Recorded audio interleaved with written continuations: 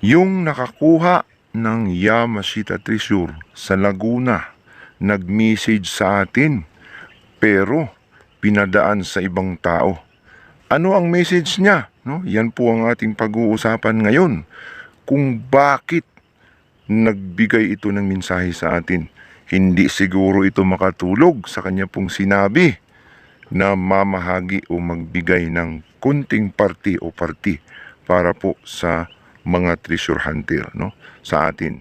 Kaya tutok po kayo, panoorin po ninyo ang bidyong ito sapagkat pag-uusapan po natin ito kung ano po ang kanya pong mensahe sa atin. Ayan, nakabidyo na, baba ko.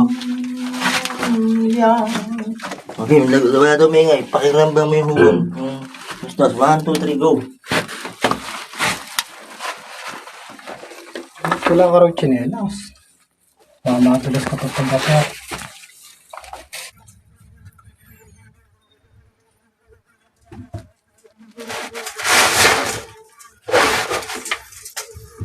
Okay, baba mo na pre.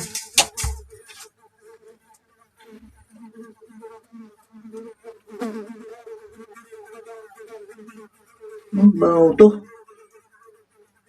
Ibig sabihin baho ka.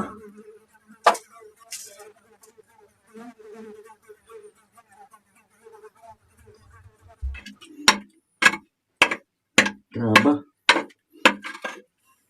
Tipak.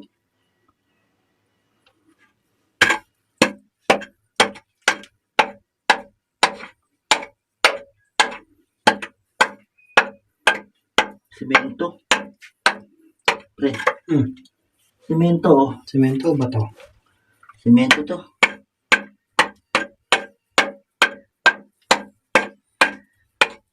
Semento. Excuse me po.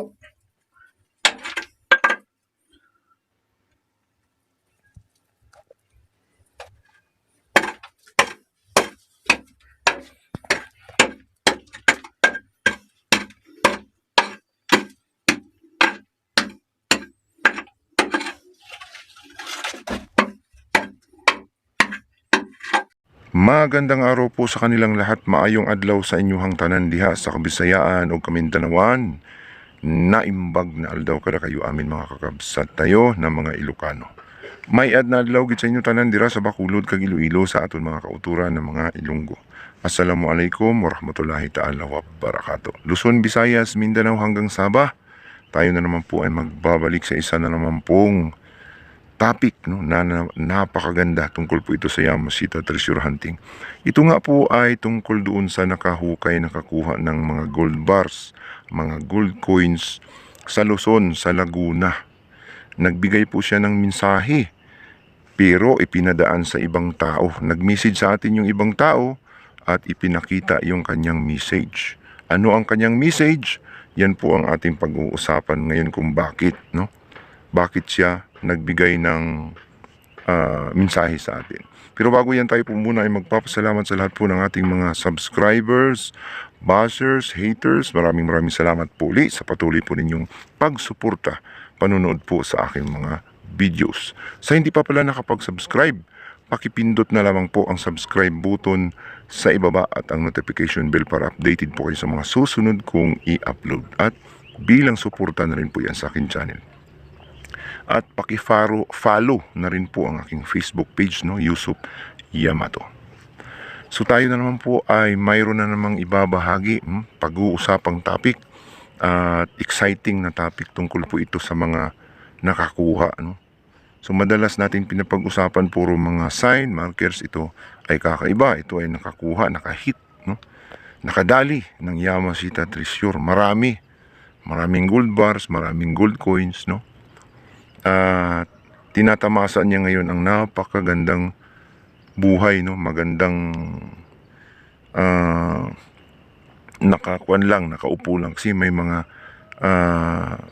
ginto na hawak, no, pwedeng ibenta at sagana sa kanyang pangangailangan, no. Kumbaga mayaman na ito. Subalit sa likod po ng kayamanang ito, no, pwedeng magbigay ito ng problema sa kanya, no? Kagaya nga ng sinabi ko sa inyo na ang lahat ng bagay ay mayroon pong kapalit, no? Mayroong katumbas. Kung malaki ang sinasahod mo, malaki din ang iniisip mong bibilhin. Kung malaki ang income mo, malaki din ang gastos mo, malaki din ang expenses mo. Balance kasi yan. At kapag maliit naman ang iyong kinikita, ay maliit din naman ang iyong iniisip na bilhin, no? Luho kasi yan. At kapag hindi ka maluho, kuripot ka, ay mayroon ding darating sa iyong mga sakuna, problema. May katumbas talaga yan, no? Kagaya ng magtrabaho ka, ang kapalit ay sweldo, no? Yung pinaghirapan mo. Kung ikaw naman ay manloko, din ang kapalit naman ay parusa para sa iyo. Yun ang mga katumbas, no? At siguro kasi nag-promise ito na hindi niya tinupad, no? Nakukonsensya. Kasi nagsabi ito na magbigay siya noong Marso, no, 2024. At yun nga ay magbahagi daw siya ng ilang pirasong gold bars or pera. Kung hindi gold bars, pera sa GCash. Ito nga ay parang asana, no, ulitin ko, parang asana ito sa mga taong naghihirap, no, mga treasure hunter o hindi treasure hunter na humihiling sa atin ng tulong na purnada. Kasi may iniisip na akong papadalhan sana yung nagbigay ng mga GCash number sa atin na mga mahihirap na nagugutom, na humihingi ng tulong. So, sana yung pera na yun, yung ipapadala niya, o yung ginto na ipapadala niya, i-share niya, ay para sa mga mahirap yun, hindi para sa atin. No? Hindi naman tayo dito kumukuha ng hindi sa atin para angkinin natin o lustayin natin, sapagkat ito ay may mga kapalit, no? So ito nga, hindi niya tinupad, no? Parang siguro may mga bumabagabag sa kanyang isip na baka kapag nagkita kami, no, nag-usap kami, ay natatakot baka kumpiskahin o delikado ang buhay niya, ganun. Pero ganun pa man, ang usapan namin kahit hindi magkita, no, number lang, GCash number lang. So hindi na delikado yun kasi GCash number, pwede namang hulugan lang niya yun kahit hindi na kami magkita. So yung pera ay maipapadala natin, maitulong natin sa ating mga kababayang naghihirap sana, no? Pero konsensya na nga lang dahil hindi siya tumupad doon. At para sigurong naging gahaman o nag-iba ang isip, no, nung nagkaroon na siya ng pera. At ang masama pa dyan, no, hindi lang naman to isa ang nakakuha. Hindi lang dalawa ito, maaring marami pa ito na hindi lang nagsasalita. Kasi maraming nagtitreasure simula nung nagbablog tayo, no? Noon na maraming mga sign, mga markers. May mga iba na tumahimik na lang, na hindi na nagmi-message. Yung iba dito ay nakahit na. O tayong vlogger, hindi pa nakahit kasi vlogger lang naman tayo. Yung mga tinuturo-turuan natin, naghahanap. Kaya nga sabi ko, ang naghahanap makakahanap. Siguro sa paghahanap nila ay nakahanap nga, nakatagpo nga. Ito pong iba nating kababayan, no? May iba dito, sa laki ng kanilang nakuha, kagaya dito sa Panay Rizal, no? Nakuha nila 352 na gold bars, 12 kilos, 12.5 ang isa. Hindi to haka-haka, hindi to biro-biro, totoo talaga to, 100%. Kahit hindi natin ipakita, hindi na kailangan ipakita natin yung mga footage, no? Sila nakakuha na sana, stop na, no? Tama na, hindi na maghahanap, hindi na maghuhukay kasi noong naghahanap kayo, naghahanap tayo, ang promise lang natin makahanap lang sana tayo kahit isa. Tama na, mabigyan lang. Nung nabigyan, abay umaabuso tong iba Nakita nila mayroon para, totoo pala, marami pala. So nagaganahan, so halos lahat na ng mga sign pinapakialaman na. Yung mga nakikita nilang mga sign markers, pinupuntahan na. Naging treasure hunter na talaga sila ng lubos. Hindi ba ninyo alam na ang kayamanang ito kaya binigay sa inyo may purpose? No? May purpose yan. Bakit kayo binigyan yan? Para maitulong sa sarili nyo, sa pamilya nyo, para sa mga mahihirap na tao, ipamamahagi nyo. Subalit, nagustuhan ninyo, ginagandahan ninyo at humahanap pa kayo, kahit nakakuha na kayo, hindi pa kayo makontento. Ganun talaga ang tao, kahit mayaman na, bilyonaryo na, gusto pang maging trilyon. At trilyonaryo na, gusto pang tumaas sa trilyonaryo. Hanggang sa kapahamakan yan. No? The more na may pira kayo, the more na mayaman kayo, galing sa treasure ay mayroon yang bangungot. No? Tandaan ninyo yan. Lahat ng dumating sa atin ay bilang lahat yan. At may kapalit na katumbas yan. Kaya ako natakot ako sa mga ganyan eh. Although alam ko ang Yamashita Treasure totoo, tunay, no? Kahit alam ko na nandyan, no? Minsan hindi ko pinapakialaman. Ang kinukuha ko lang yung naaayon, no? Sa pantay, no? Na pamumuhay sa mundong ibabaw. Kaya lang naman tayo nagbablog ng treasure dahil sa mga kababayan nating naghihirap na sana mapakinabangan itong nabaon na sa limot na kayamanan na nasa lupa. No? At para yung iba na nakahukay, nakakuha, makaalala sa atin at pwedeng mabigyan tayo. No? Hindi naman tayo humahangad. Pero yan po ay common sense. Na kapag ikaw ay nakakuha, no? Kahit kaunti naman lang ay pwede ka namang mag-share ng kahit kaunting bagay. No? So, yan po ay talagang likas sa tao na kapag nakakuha ay gahaman na. So, tungo tayo dito, no, sa nakahukay na ito. So, nag-message siya, sabi, siya daw yung nakakuha, ang pangalan niya si ganito, pakikontak si Yusuf, no? Sorry, nanghingi daw siya ng sorry. Bakit hindi direkta sa akin? Dadaan pa sa ibang tao. Pwede naman na direkta sa akin. Bakit kailangan pang idaan sa kani-kanino? At sabi, tawagan daw siya. Kasi ibigay daw ang GCash ko. Baka huhulugan niya o ano niya. O lalagyan niya ng pera. Hindi ako naghahangad ng pera na ganun. No? Kung hindi dahil sa kayamanan lang na sa Yamashita Treasure na yan,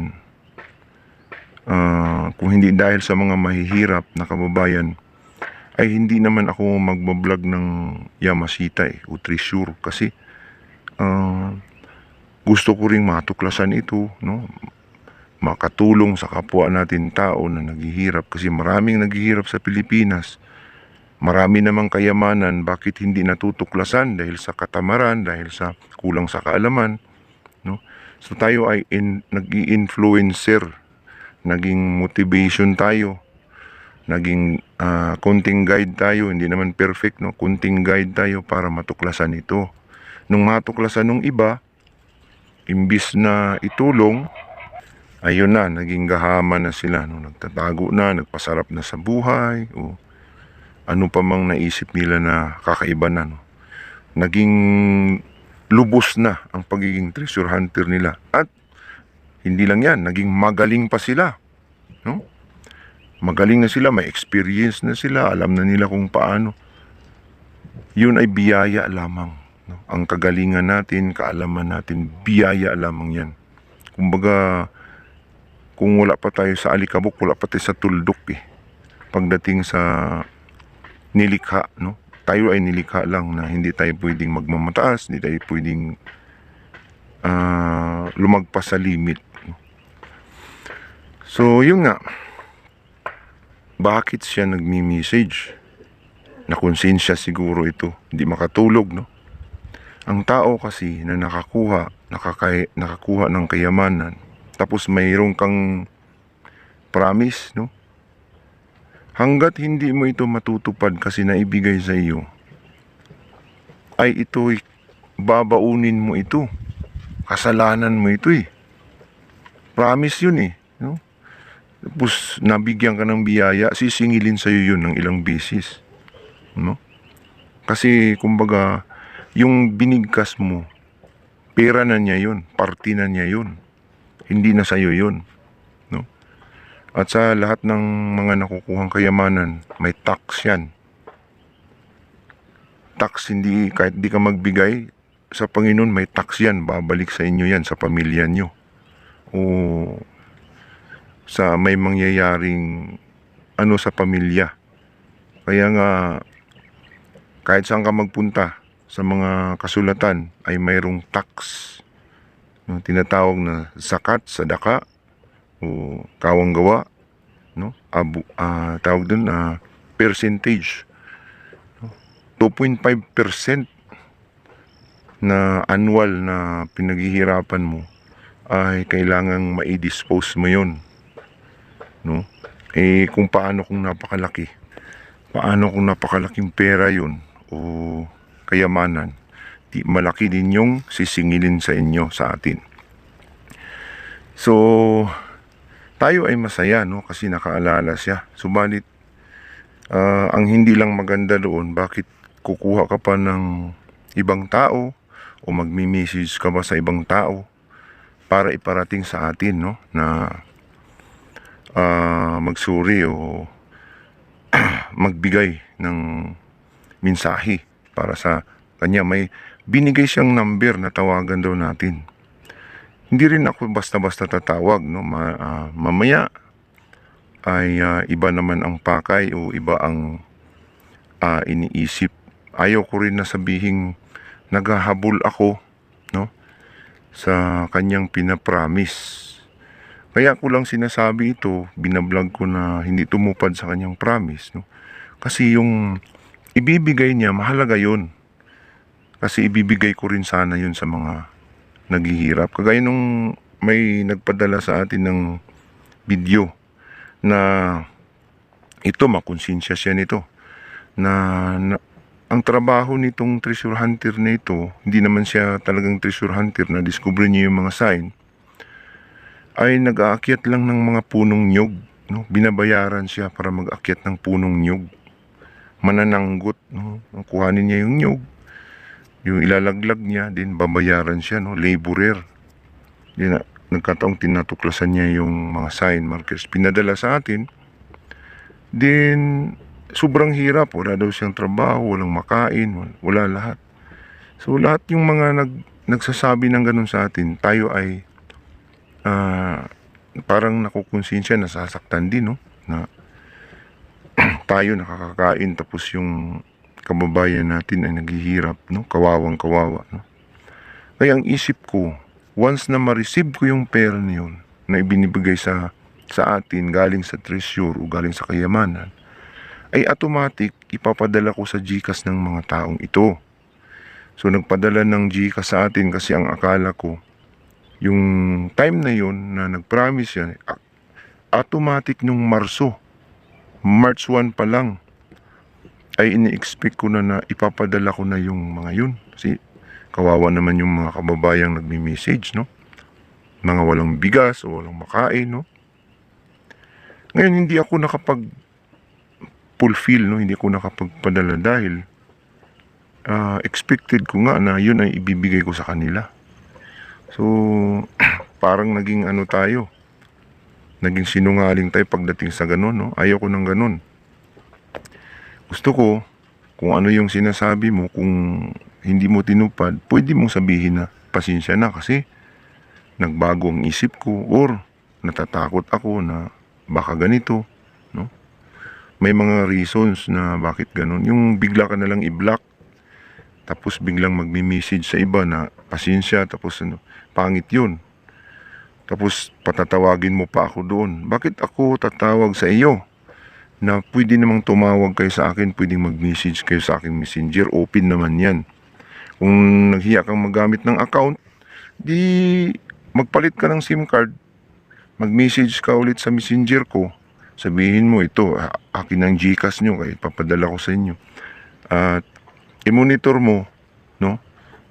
Yung mga papadalahan ko, i-screenshot ko yan, papadala ko sa iyo. Yung pinadala ko sa mga tao na mga kababayan natin.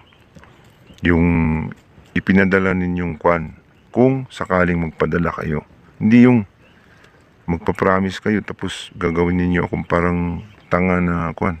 Hindi maganda yun. No? So hindi ako pwedeng tumawag sa inyo kasi alam nyo naman ang number ko. No?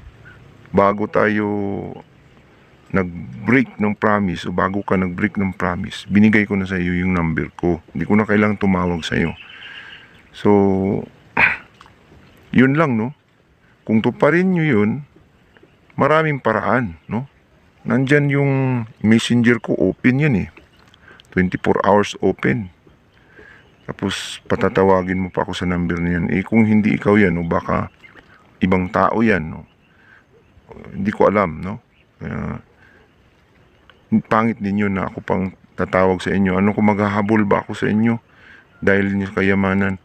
Yung kayamanan na yan ay temporary lang yan, no? Tandaan ninyo, yan ang magbibigay sa inyo ng sakuna, no, sa kabilang buhay, no? Snake, serpent, yan po ang kayamanan, no, kapag hindi ninyo yan ginastos ng maayos sa tama. Hanggang dito na lamang po, no? Sana po ay naliwanagan kayo, nakapagbigay sa inyo sa atin ng payo, kaunting kaalaman, no? Kung paano tayo maging humble, no? Paano tayo maging totoong tao pagdating po sa Yamashita Treasure o sa kayamanang nanrito sa lupa. Paano natin ito lulustayin, no? Habang tayo po ay buhay sa mundong ibabaw. Nandito na lamang, maraming salamat po. Ito po ang inyong ka-treasure hunter nagsasabing kapag tayo po ay naghahanap, tsak na tayo ay makakahanap.